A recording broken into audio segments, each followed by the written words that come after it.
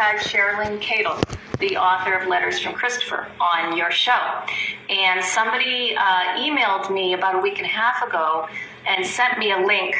It was to a YouTube video by a woman named Kimberly, a YouTuber out there. And she had evidently uncovered that sections of my book, His Garden, Conversations with a Serial Killer, had been plagiarized by Cherlyn Cadle in this book about Chris Watts, Letters from Christopher. So I thought I'd contact you about the situation and get some exposure about it.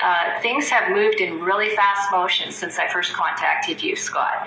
And when I talked to you about it, I'd only known about this plagiarism for, I think, a couple of days. I bought the book on Kindle, Letters from Christopher, and I did a side-by-side comparison, which you previously showed on your show, of the plagiarized sections. And I was just overwhelmed that I couldn't believe she clipped and pasted my voice and my words and my thoughts and presented them to the public as if they came from her mind.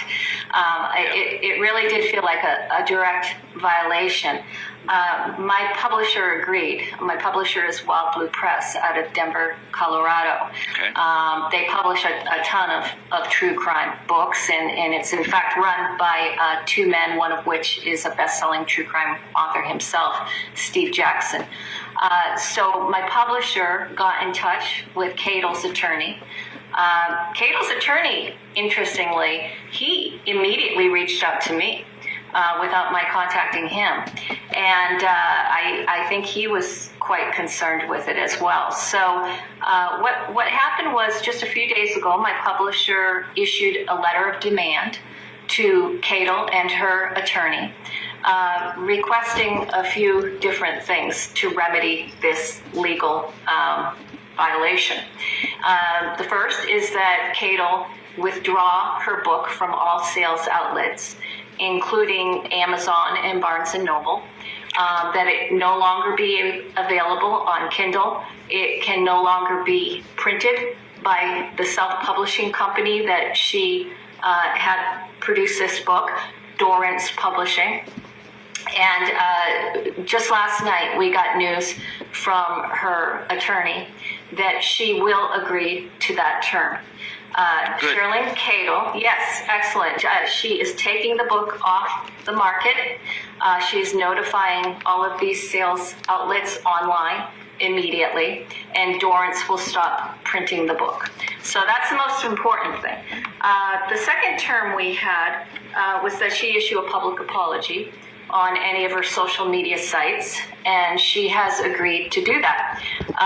She, unfortunately, I think she's taken down most of her social media sites right now because she's been getting a lot of attack about this. But if I can get hold of that letter of apology once she issues it, she's informally apologized to me.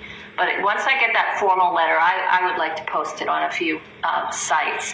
Well, if you get it, let me know, and we will certainly put it up as well, because you know how it is. Writing is not easy.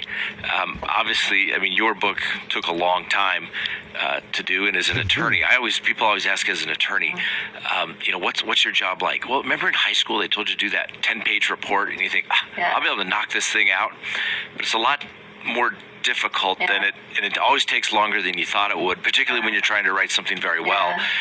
And logical and coherent. So if somebody were to take your work and just cut and paste it in their own, I mean, it's offensive, because it is. Writing is hard. Yeah, exactly. And, I liken writing true crime to writing a doctoral thesis. The book I'm writing right now is about false confessions.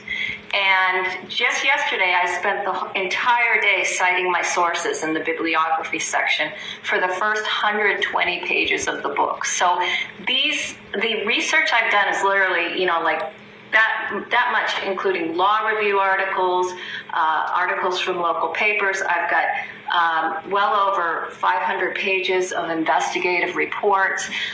So you have to always cite your sources. And if you're going to include someone else's writing, you're going to attribute it to them. It's not enough just to rearrange the words. You still have to attribute that thought process to that person. So there really are no shortcuts to writing true crime. And the big challenge is then to make it page turning.